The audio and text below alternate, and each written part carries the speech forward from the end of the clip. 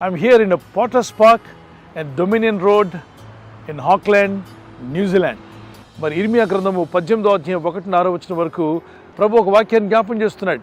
ఆయన కుమ్మరి, మనము జిగటమన్నై ఉన్నాం. జిగటమన్నును, ఆ జిగట మట్టిని పోటరు, ఆ కుమ్మరి ఆ సారి మీద పెట్టి దాన్ని కొడుతూ, దాని మీద నీళ్లు జల్లుతూ, దానిలో ఉన్న కఠినమైన వాటిని తొలగించి చక్కగా రూపం వచ్చేంత వరకు తన వేళ్లతో, తన చేతులతో అద్భుతమైన పాత్రగా పెడతాడు. మన బ్రతుకులను కూడా ఒక పాత్రగా దేవుడు చేయగలడు. ఎప్పుడైతే దేవునికి నువ్వు ఒబే అవుతావో, దేవుని మాటలకు లోబడతావో, దేవుని విశ్వాసం ఉంచి ప్రార్థన చేయడం ప్రారంభిస్తావో, అయ్యా నువ్వు నా కుమ్మరివి, నేను నీ చేతిలో జిగటమన్నై ఉన్నాను, నన్ను నీకు ఇష్టమైన పాత్రగా చేయి ప్రభువా.